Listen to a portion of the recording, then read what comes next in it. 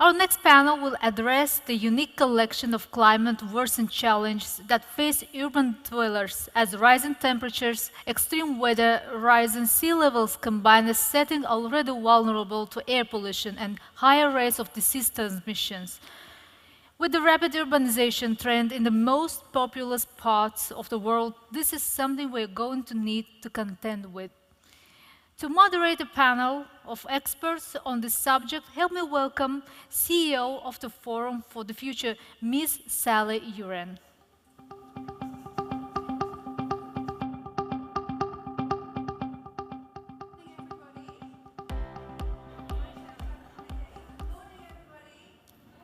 There we go. Lovely to be here, lovely to see you.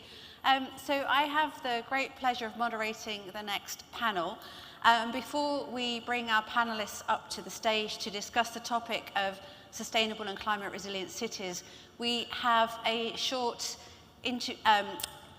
introductory set of remarks from Dr. Tural Aliyev, who is a postdoctoral researcher of the Swiss Federal Institute of Aquatic Science and Technology, as well as associate researcher at University of Geneva. And I believe he's ready just there. So he has some opening remarks, then I'll come back and we'll bring the panel up to the stage. Over to you, sir. Thank you, Ms. Uren, for the introduction. Ladies and gentlemen, good morning, everyone. I would like to share with you some insights from the workshop that organized recently at the ADA University. So my short presentation will be focusing on fostering interdisciplinary approach for sustainable cities through science, policy, and citizen action. And I would like to provide some evidence-based insights from the workshop which has been organized alongside COP29 just 2 weeks ago. Next. So the format of our workshop was about to collect data and the insights from stakeholders, which has been part of this workshop, from public sector, but also private sector, NGO, and academia. The main approach was to show how interdisciplinary approach and transversability is important to achieve sustainable goals in cities. And we have covered 3 main topics, among others. So the first topic was on social ecological networks for sustainable and green cities. Second one was based on environmental data. And the third one was how to align science, policy, and citizen action for sustainability. We have the participants from COP29 Organization Committee, public sector, for instance, from State Urban Planning Committee, Baku Directorate, Special Representative Office from Dengela, academia from Azerbaijan, but also international experts from international universities, and representative from international and local NGOs. And the main outcome of this workshop will have the insights, critical insights, and recommendations to enrich the global initiative of COP29 on green cities. On 3 main sessions, we co-produced the knowledge and data and insights, mainly focusing, as previously mentioned, on importance of social ecological networks by bringing system approach and complex approach to the cities.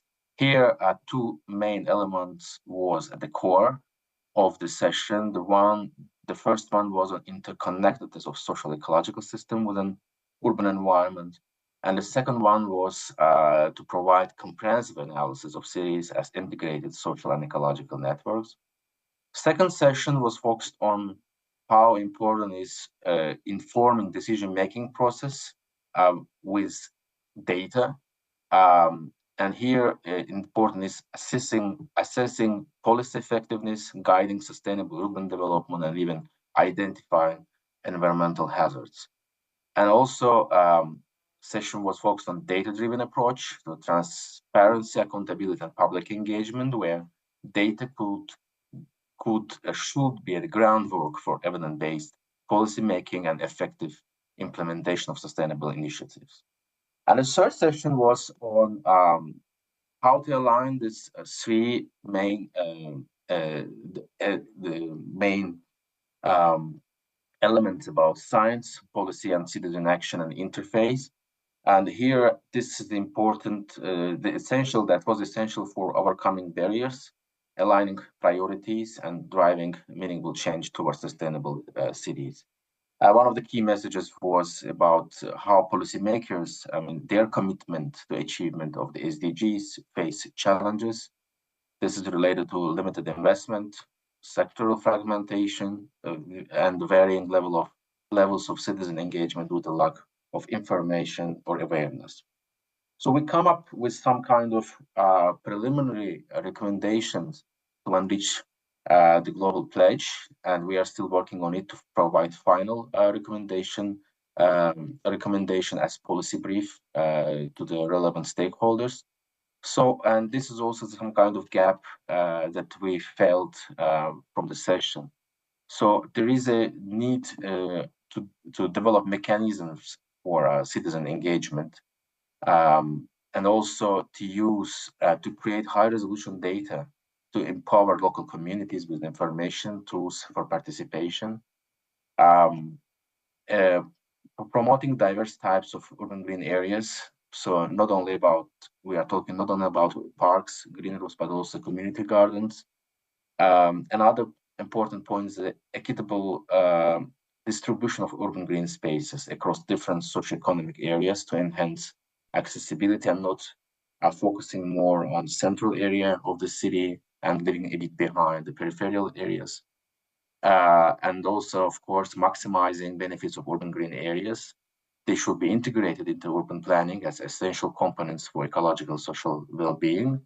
And also, we should consider them as ecological corridors for habitats. And that should be a complex and a comprehensive approach for the extension of urban green areas in the city. Another point was engaging diverse stakeholders, of course. And the last one of the last elements was, as previously mentioned, about data and the importance of data for decision-making process. This is all from my side for this short presentation. I thank you all, and we'll be happy to respond if there will be any kind of remarks and questions. Thank you very much for that overview of some of the issues that are relevant here in Baku. So I'd now like to invite the two panelists that are in the room onto the stage. And then I'm hoping we're going to be joined by two further panelists through the magic of technology. So Anna, do take a seat. And Sabit, you?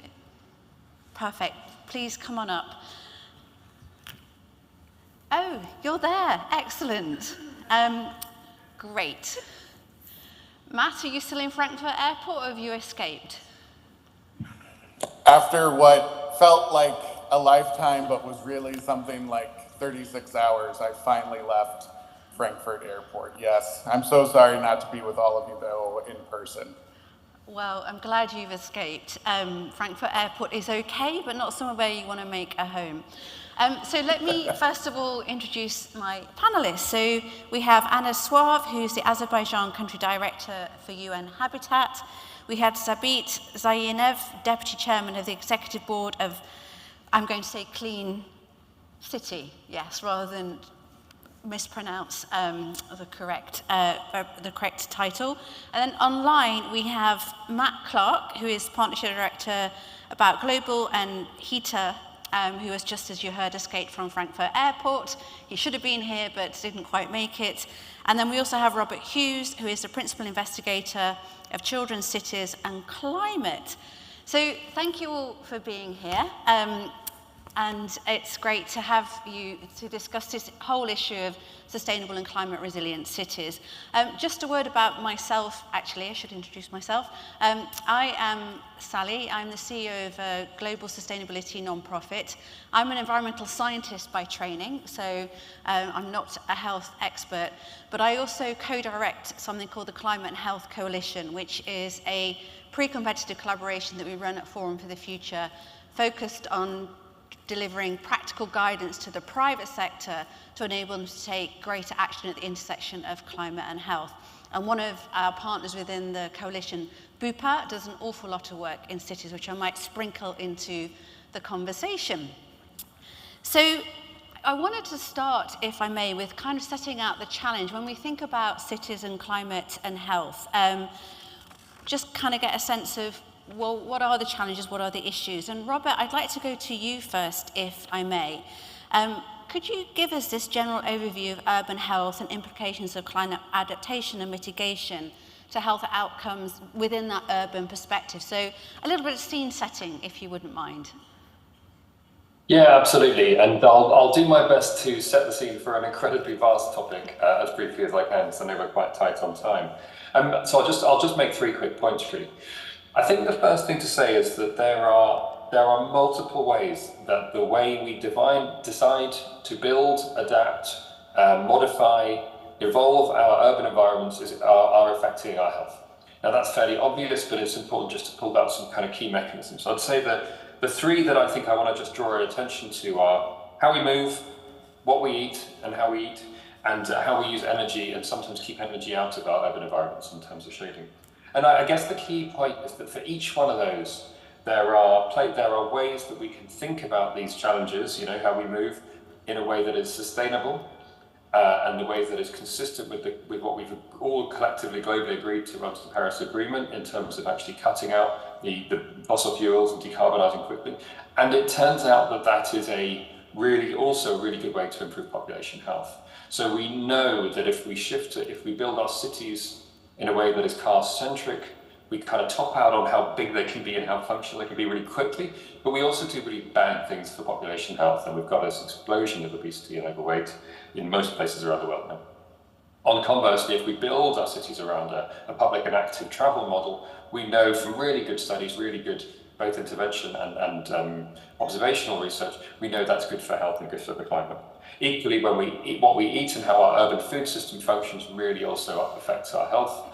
We know that there's significant gains from things like initiatives in Sweden to change the school meals that have an effect on both carbon emissions for those systems and the health and probably also the health of those children. Well, it's harder to track.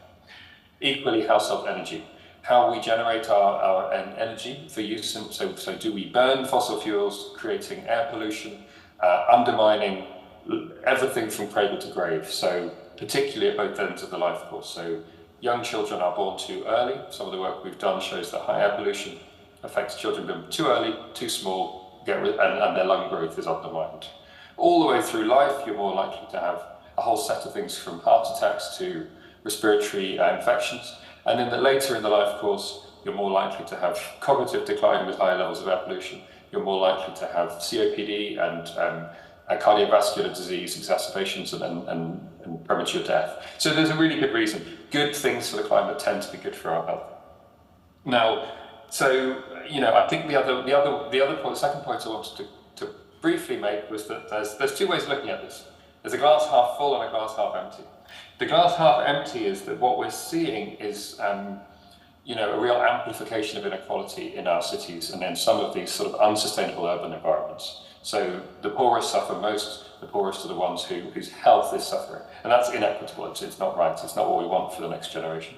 The other way around is this point I made, thinking about those mechanisms, there is a great opportunity to build the cities and leave the cities as a legacy for us all that are healthier and are more sustainable if we accelerate that transition away from fossil fuels.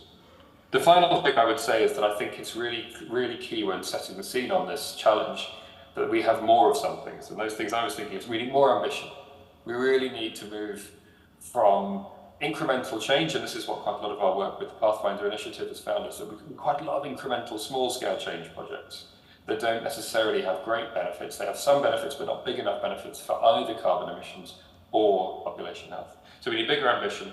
To deliver that, we need more resources and being better deployed in urban areas and urban settings. And finally, we also need, and academics have to sort of say this, because otherwise you lose your job, but we do need to research this stuff better. We need to track the progress. We need to not just say we're doing things that are sustainable, we need to actually be measuring both the health-associated impact and the climate associated impacts, and actually using those to both design better policies, but also to bring people with those who want to change. So political leaders are the ones who make these sometimes tough choices, and I guess what we're fairly confident is that there is a really strong case to be made for those changes, and it can be made very, very effectively by bringing that back to people's health, children's health, their well-being, all of those things that we all agree we care about, whatever political system or environment we live in. So yeah, I think the main point is that there's a risk and there's an opportunity, and I guess the question is which of those do we take in every city we live in? Great, thank you, Robert, and thank you for so brilliantly shining a light on how climate and health are so intertwined when we think about cities, from, as you were describing, where and how we live, how we move about, the food that we eat. A really good way of helping us understand that actually climate and health is so linked across all aspects of our daily lives. So thank you very much for that general overview. If I may then turn to Anna, could we now make that kind of overview of the issues of that intersectionality of climate and health in relation to cities, specific to Azerbaijan? Yes, of course. Thank you, Sally, for your questions, and thank you to the organizer for having me here. Actually, if cities are considered one of the main culprits for climate change, they are also the most affected. And as Robert clearly explained, we are looking into ways in which we can analyze and better understand this, especially for cities that are either too close or too far from water bodies, and whether it's seas or rivers, and in areas that are facing rapid changing weather patterns. Building urban resilience is now critical, as we heard in every session of this conference, and it will be one of the greatest challenges in the South Caucasus region and Central Asia. But given their role as hubs of innovation, and also thanks to urban densities, and also concentration of creativity, jobs, and so on, we can also look at cities to provide us with answers to this. And we can consider that if certain changes are made, then we can actually look at tangible progress. This is particularly applicable to Azerbaijan. Many parts are increasingly prone to hazards, to extreme weather events. So floods in May, from March to May, but then followed by severe droughts along the coastal areas and especially in the Absheron Peninsula. And floods lead to landslides, lead to mudslides, especially in the mountains. And we are obviously, or at least the people I work with are commenting on the fact that there's they feel increasingly the hot weather. One of the aspects that as UN Habitat, we are most interested in is the possibility of remediating land, polluted land, degraded land, which is quite evident in the Absheron Peninsula, where Bakur is located, attributable to highly polluting oil extracting industry, over-exploitation of land, deforestation, growth of informal settlements, for example. And this will require significant investments by the local and national authorities. This can be obviously conducted through bioremediation, introducing bacteria, for example, to detoxify soil, and phytoremediation through reforestation or just insertion of drought-tolerant plants. It is also, as mentioned by Robert, it is imperative that we incorporate climate change in a more efficient and smarter urban planning process to address inequality and social exclusion in cities, and to provide equitable services, both in the center of the city, the suburbs, but especially in the informal settlements that tend to grow often unaddressed, or at least the local authorities cannot catch up sufficiently. And we need responsive urban design.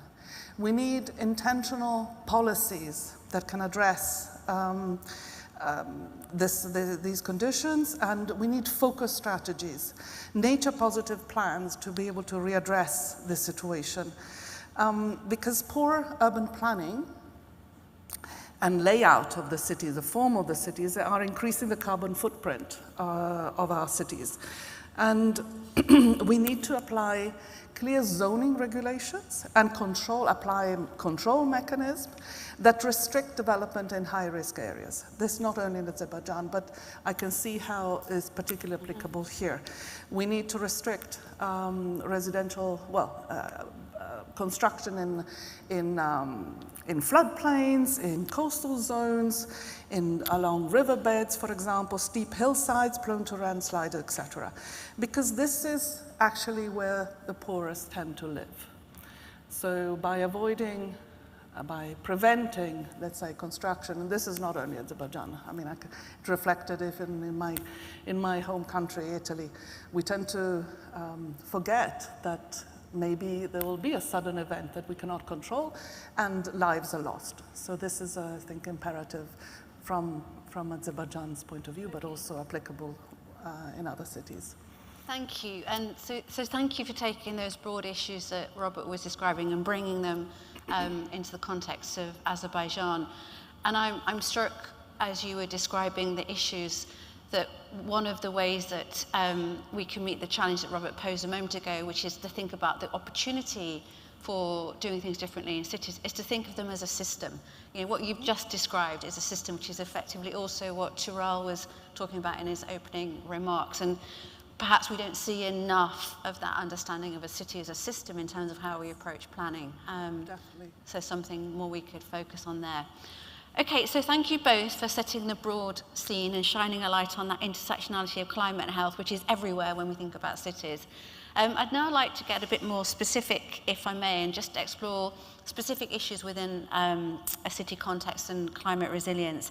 And Sabit, I would love to hear a bit more about your work in relation to the waste issues that present themselves in a city context. Thank you very much, Sally. I would like to give some brief information regarding our activity.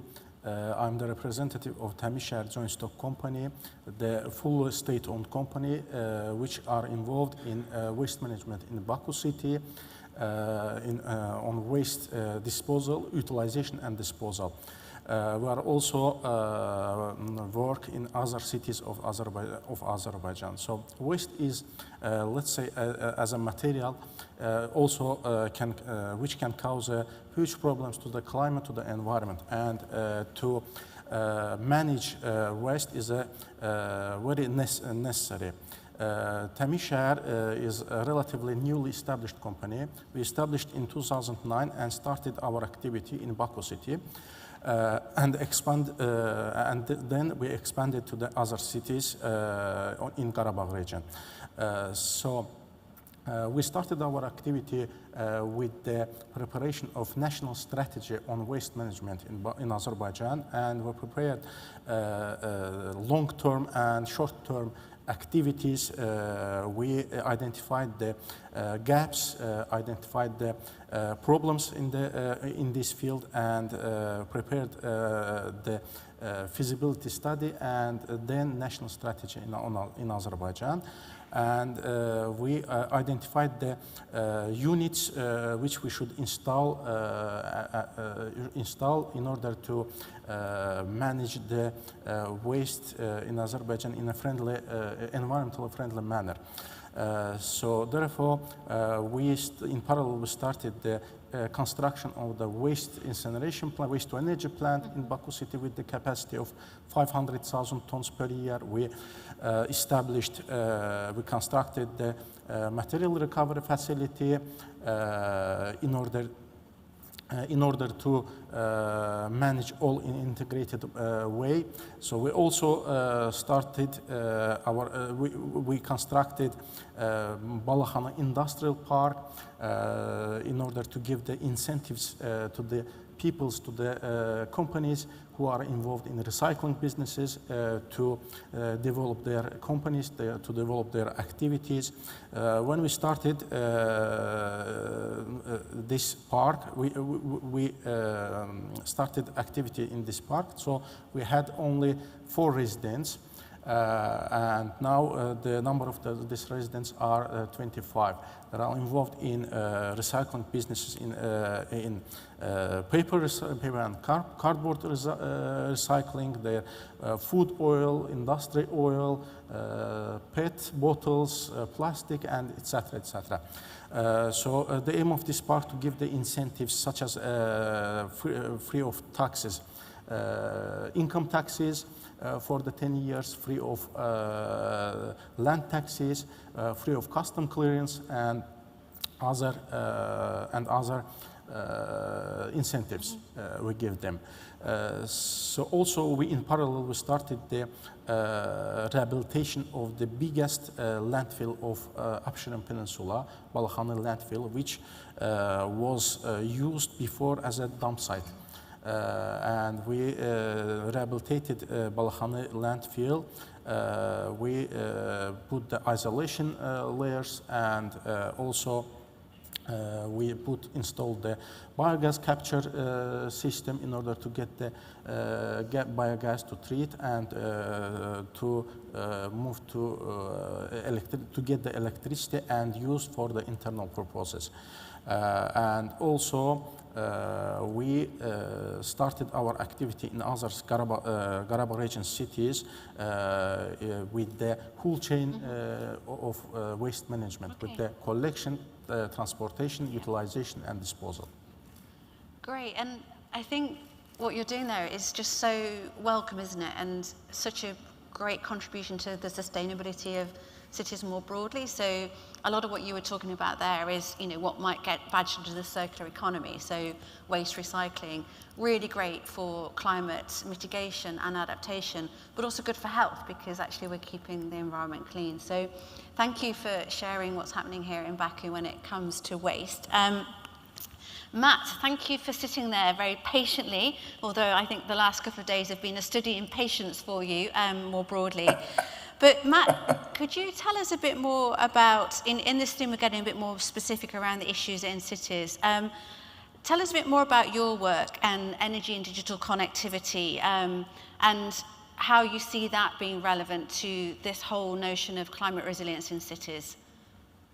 Absolutely, very glad to, and thank you, Sally, for organizing us and facilitating this so thoughtfully. Really appreciate it. You know, I'd love to start with a rather wild statistic to sort of cue up that theme. Nearly 1 billion people around the world are served by health facilities without reliable electricity. 1 billion people. That is just a shocking statistic because, as we know, electricity is crucial for the availability and the reliability of essential health services, as well as for bettering health with outcomes such as safe childbirth, vaccination, diagnostic capacity, and emergency services. So the initiative I have the pleasure of working with, HETA, which is the Health Electrification and Telecommunications Alliance, because God knows we love our acronyms in this space. So HETA is really focused on sub-Saharan Africa specifically, where approximately 100,000 health facilities lack reliable access to electricity and digital connectivity. So more than 2/3 of those facilities across the continent, about 67%, have only intermittent access to electricity, and 1/4 of those facilities have no access at all, leaving them really unable to power the critical and life-saving medical devices, as well as really the most basic services at those facilities, things like lighting, communications, clean water supply. So again, when you think about a billion people around the world being served by health facilities where this is the reality, and 100,000 of these facilities in sub-Saharan Africa specifically, the impacts and the outcomes of that reality are just shocking because, as we all know, and as I think is already being teased out here in this conversation already, the climate crisis isn't really one single crisis. It's a series of overlapping and really interrelated crises. So to answer the question directly, the reason we're so focused on sustainable energy access for health facilities is that the need is simply too enormous, and the ripple effects that powering health facilities can have on local communities, really not just for health outcomes, but economically, politically, socially, those ripple effects are just huge. To be honest, we simply can't afford not to make it a priority because too many lives are at stake. So that's why HEDA is focused on what we're doing, particularly around sub-Saharan Africa now for our first 5 years of work, and certainly with a larger worldview as well. We hope to take the lessons learned and extrapolate and sort of scale up globally also. So that's where our focus is and why we're so focused on health facilities. Great, and that makes huge sense in terms of ensuring equitable access to healthcare. So that was a tour of the issues that we see when we look at cities and think about sustainability and climate resilience. And we're halfway through the conversation, just in case you're monitoring time. So what I'd like to do now is kind of a second round of questions, if I may, and pick up Robert's challenge that he shared right at the beginning, which is when we think about climate and health through the lens of cities, is our glass half full or is it half empty? And I'd like to now sort of turn more to the solution space if we can, and make the case that actually our glass should probably be half full. So I've got a second set of questions for each of you. And I'm really interested in particular this theme of collaboration and partnerships. So if we accept that the city is a system, and systems function through collaborations and partnerships, what do we need to see in terms of collaboration and partnerships to really ensure that our cities are climate resilient and driving positive impacts for climate and for health? And I'm going to come back to you, Anna, if I may. Tell us a bit more about how UN Habitat is supporting governments to respond to adverse climate challenges and other environmental hazards. Thank you, Sally. So we are observing a surge in local level climate action by local government and mayors specifically. But even the most sort of effective, the largest or most empowered city government cannot do it alone. We need concerted and integrated local action, strongly supported by national governments, and adequate policies. And UN Habitat strongly believes in working at all these levels, both in terms of national government, regional, and local, to be able to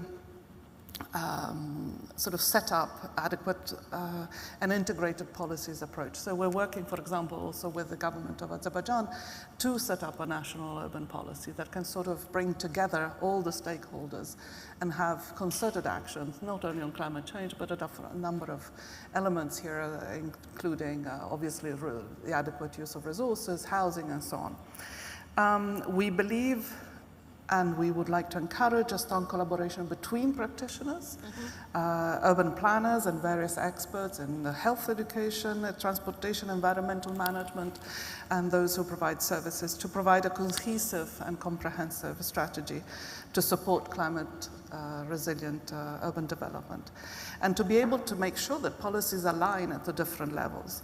So we're working closely with local authorities and also sister agencies to integrate health and other aspects in urban and territorial planning, to improve not only living aspects of living in cities, but also urban and rural relations, which are very, very important. Also because let's remember that climate, as we discussed also yesterday, climate change may also cause demographic changes for which governments may or not be prepared to. And we strongly advocate also for engaging communities, which need to be informed. We are working to set up, for example, early warning systems in particularly hazard-prone areas, whereby not only the local authorities can be provided with modern equipment, but also that there's increased the capacity in hazard mapping that is easily understandable by local communities so that they can avoid not only building and investing in asset in hazard-prone areas, but also take quick action if there's an alarm of some case. We are also investing in improving data collection and analysis. Nowadays, obviously, there are several instruments that we can use, reference databases that can help us also understand better data, and favor evidence-based planning. This is the most critical aspects of this. Great. And you said something there about the role of local authorities in terms of early warning systems and so on. With that lens of Azerbaijan and Baku, can you just tell us a little bit about what are the effective ways that national authorities can support local authorities in addressing climate change? Above all, I think facilitating financing of local actions. Nature-based solutions can be simple from a technical point of view, but obviously they're very complex if there's not sufficient resources dedicated to them. So we can increase the resilience of local urban settlements through a series of means that go from reforestation to creating sumps and diverting water, storing water, and so on. But if we don't have the mechanism to finance, to attract the private sector financing, to leveraging finance, to provide matching funds, to basically attract diversify funding, then it's a little bit difficult. I also believe in conditional funding, whereby if we manage to prove some results, then maybe we can attract more funding towards certain solutions. And obviously partnerships. Partnerships can be both at local level, but also international level. And there's more and more funding for this, but local authorities sometimes don't know how to access this funding. So national governments has a strong role in facilitating this access by local authorities. So partnership there is really key. Critical. And you mentioned the private sector. We're going to swing back to the private sector in a moment. But just sticking with that lens of Azerbaijan and Baku then, tell us a bit more about the partnership that you've been using as you kind of roll out the work of your organization. I would like first to mention that the projects that I have mentioned before, so two of them, waste to energy project and the landfill project, are registered in the United Nations program, and also we are working to get the financing from the carbon credits in order to put this financing for the future for our future projects. So also the organization of such kind of to preparation of the such kind of projects are also in a high level regulated in a high level. So that's super interesting then. So you're accessing the voluntary carbon market to access carbon credits that are then allowing you to invest in the waste infrastructure. Yeah. That's really smart. I hadn't appreciated that carbon credits were used in that way. Is it working? It was working before because the prices for the cells was high, but now the prices dropped. But even now we are trying to sell these carbon emission cells in order to get some financing and to invest this money to the next projects. So I think that's super interesting how carbon financing is one of the ways we deal with the massive investment that's needed to make sustainability a reality in our cities. Thank you very much, Sabit. So Robert, back to you. Thank you again for waiting. Could you tell us a bit more about the role of sustainable urban development, perhaps specifically in relation to child health and young people in shaping urban policy planning. So we're shifting into that solution space. What are you seeing that's happening? What would you like to see more of? Yeah, thanks very much. And, I think, as I said before, it's good to be, and it's great to be in that solution space. It's the right space to be. The one additional piece of kind of glass half empty before I go into the glass half full is I just wanted to mention today is the State of Global Air report was released. And the reason I mention it is that one of the headline statistics there is that their estimation, based on the global burden of diseases, that there's a child a day dying from air pollution. Sorry, a child a minute dying from air pollution. So just hold that statistic in your head, because I think it's a powerful one, and that's a combination of ambient and indoor air pollution. But it's the reason I mention it is that I think we need to kind of recognise the urgency of this action. It's not about sort of slow and incremental change. And some of our work at the London School of Hygiene and Tropical Medicine has been trying to estimate the gains that could be achieved by us moving faster on that decarbonisation, and they're really, really significant. And this is coming to your question, which is that I think by showing those gains and discussing those gains with both policymakers and the population and young people themselves, we can build a case for more of those actions and change. The other thing I would say is that children and young people there's a real opportunity to work with them and to think about them as a way to help us make good choices of urban policy. So there's some wonderful initiatives like the Urban 95 initiative, which says look at your city from the perspective of a 3-year-old, and if it's good for the 3-year-old, it's probably good for all of us, and it's certainly good for that 3-year-old. So that's things like, and that gets you thinking about things like green space. It helps you to think about the air you breathe, the opportunities you have to move around your neighborhood safely. So walk from your home to where you spend your day in your nursery or childcare or preschool. Yeah. And then another thing is that I think we are, another sort of connection with children and childhood is we're sometimes looking for ways to bring about these changes. Matt mentioned the importance of the systematic and systemic changes, and so did Anna and as well.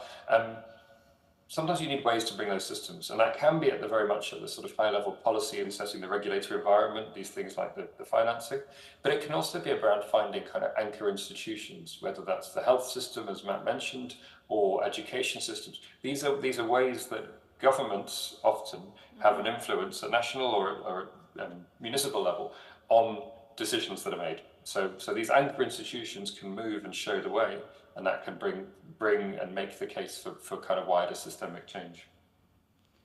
And then the other thing I wanted to mention is just this, that there's both a long run adaptation mitigation kind of piece that we need to be thinking about, and then there's these short-term crises. And I think it's really important we talk about crises, and we talk about vulnerability in crises, and how thinking about those vulnerabilities can both inform the early warning systems that Anna mentioned, but also can help us to, be more motivated to avoid the worst of the risks of climate breakdown, but also really make better policies to protect the most vulnerable, and within that, children and young people. So, for example, I just want to pick one. There's many examples of climate-related events and how they differentially affect children and young people. One of those is heat waves. So we know in some of our work with young people is showing that when there is a heat wave in a city, that's affecting those at both ends of the life course who are physiologically more vulnerable, but it also affects those at the lower end of the socioeconomic spectrum worse, so poorer children and poorer older people. What that means is that you're less likely to go out. You may find your school is closed. We've had millions and millions of days of, probably hundreds of millions of days of schooling lost now for children because of heat waves. So again, I'm probably drifting into the glass half empty piece, but on every one of those, there's an opportunity for change. And I think what we're also trying to do, and I'm sorry not to be there in person, but I'm also sorry not to, that actually what we quite often do with these presentations is invite our youth advisory board to make them. Because what we're doing is we're collaborating with children and young people for multiple reasons. But firstly, it's their right. They have a right to influence their lives, but also they have good ideas, and they have good ways of articulating them, communicating, and coming up with those ideas for things that we know can change and help. So that's things like they ask the obvious question of, well, why is the kitchen full of smoke? Why are we still using this? Can we change that? They also say things like, well, I want to play, and let me have somewhere to play. And we often, adults don't always have a good answer, but I guess the point is there can be a real source of energy and motivation for us to kind of do more on this space. So I think to sort of summarize, I think the key thing for me is think about that big picture. Remember these stats that are easy to forget, and that every one of them is a story in a life, and a life not lived sometimes. But also work in collaboration. And let's find those spaces where we absolutely all agree, whatever politics, we have an election in the UK at the moment, whatever political party is standing or in charge, or even whatever political system you have, I think the next generation can be a motivator for us all to say, yeah, we all agree on that. We can argue all day long, but we'll all agree on that. And if you can show me something that is going to change that legacy I'm leaving for the next generation, I'm in. And I think that's the attitude we need to take forward to the COP, really. Great, thank you, Robert. And I really love the point about giving voice to those that we might necessarily not hear from, and children are a classic example of that. And I was wondering whether we'd get through this conversation without mentioning any elections. Well, we nearly did, but let's just leave the talk of the election over here. So just before I come to Matt for my last question to you, I'd like to put the four of you on notice, if I may.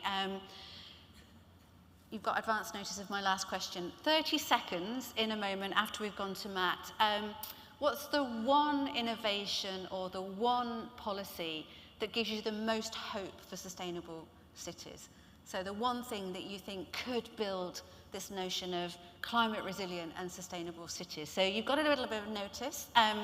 But last question back to you, Matt, sticking with this theme of partnership and collaboration, and picking up private sector engagement again.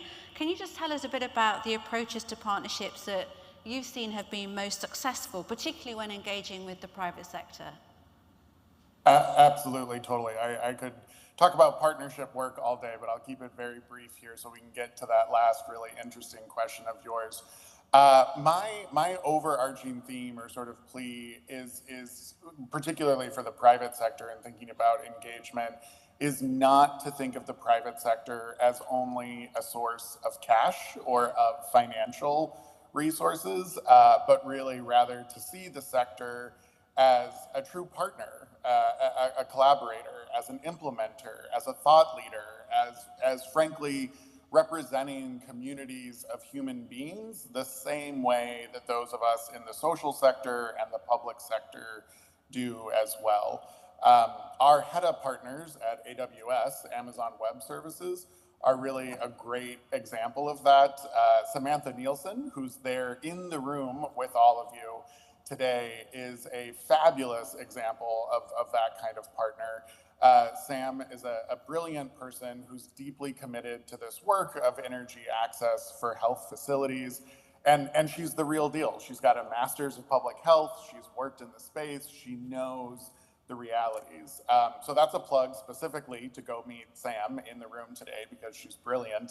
And also to sort of underscore this thing that I believe in really, truly, and deeply, which is that the work of public-private social sector partnerships is a deeply human activity. You know, at the end of the day, it's not actually companies or governments or nonprofit organizations that do the partnering work. People do that work. It is a deeply human activity. So in my opinion, that thought should really always be at the center of our partnerships, regardless of who we're speaking with at the moment. The one other note I'd love to make is that what I've seen really be successful in HEDA's work in particular is meeting partners where they are. We're really committed to this idea of mutually beneficial and sustainable relationships that can power energy access. I think so often it's easy for us to be really excited about our own solutions, our own work, our own motivations, that we don't always stop to ask the questions, to listen to our partners, to understand where they're coming from. So for example, we work with telecom companies, mobile network operators, cell tower companies, who often act as an anchor buyer for this kind of sustainable energy and the solutions we need to be bringing to these health facilities. So really, again, understanding their needs, their demands in the market, and co-creating and co-implementing these kinds of solutions that can be reaching multiple objectives all at once is huge. So really, to put it simply, my plea would be, don't think of the private sector as a monolith. Get to know your partners, their needs, co-create, co-design together, and find those goals that don't always have to be 100% aligned. Just as long as they're not mutually exclusive goals, you'll always find something in a way to work together. So that's me waxing poetic about partnership generally and private sector specifically. Great, and I'm in 100% agreement. And in fact, Samantha and I are running sessions tomorrow to look at what can we ask for from the private sector in terms of driving solutions at scale. And I agree completely, it's not just money. There's so much more in terms of potential for impact. I'm looking at the clock and we are running out of time. I'd like to come to you all real quick. I've gone down from 30 seconds now to 20 seconds. The one thing, the one innovation or policy move that you think will make the biggest difference for sustainability and cities? Anna. Thank you, Sally. I actually want to also respond to the question that I see on the board over there. Cities are places where actually innovation can happen, also through the support of research and development, piloting of new construction materials, piloting of new systems. For example, the innovation that you can find on construction materials, sort of porous materials that can be used instead of asphalt, the white reflecting paint that you can use on rooftops. Yesterday we saw the corrugated sheets covering houses made out of not corrugated iron but reeds. There are lots of opportunities out there where national and local government can actually help and invest. Not only the private sector, but the leading companies, but also governments can invest in research and development. And I think that should be sort of where also Matt mentioned the partnership in co-creation. There's an opportunity. I've got a really raised sign. My time is up. But so cities is a real hub of innovation. Your kind of one area of hope? I think the partnership with both sides is the necessary. Thank you, Sabit. Robert, one thing from you. What a brilliant question! It's so hard to answer it quickly. I think there's. I'm going to be really quick. Two quick things. One is I think that focusing on children and young people and child-centric planning and child-centric, giving children a vote. Let's listen to Nelson Mandela and his ideas on that. But I also think within that there's a need to bring all the evidence synthesis together, and I think actually innovations in that space will rapidly have the potential to accelerate how we work. So sorry, I said two because I couldn't come up with It's fine. I can't give you a hard stare because you're miles away. Matt, last word. What gives you hope? One solution. Clean energy technology. We're working particularly a lot with solar. There's a ton of exciting things happening in solar, but really clean energy tech across the board. I think some of the most brilliant minds of a generation are going all in on clean, sustainable energy, and it's incredibly exciting. So gives me hope. Thank you. Well, thank you all very much for being such great panelists. There you have it. Can cities be climate resilient and sustainable? A big resounding yes. By focusing on climate and health together, we can get there. Lots of ideas and inspiration to take away. Thank you all very much. Thank you. Thank you, Sally. And